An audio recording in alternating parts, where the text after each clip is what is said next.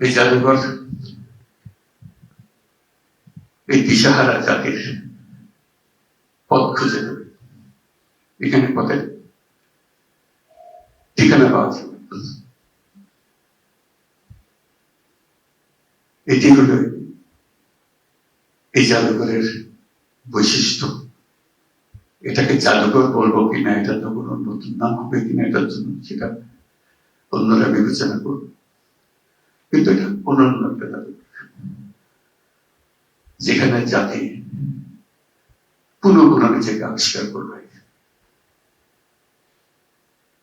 তো যারা এটার প্রণেতা, বিচ্ছিন্ন বাংলাটা সবচেয়ে টুকরে টুকরে সবচেয়ে কোনটাই অপরিচিত, সবার পরিচিত। আয়নাগরের বাসিন্দা তো এখানেই আছে, যারা পরিবারের বাবা মা আত্মীয় স্বজন হারিয়েছে, তারাও এখানে আছে। কিন্তু এটা সবার মাঝখানে, সবার মনের মধ্যে ধরে দেওয়া, এটা তো সুন্দরভাবে তুলে ধরেছে। তার জন্য চিরদিন জাতি কৃতজ্ঞ থাকবে। তাদের প্রতি আমরা কৃতজ্ঞতা জানাই এবং একটা হাত তালিও দিয়ে দিতে পারি। সবাইকে ধন্যবাদ।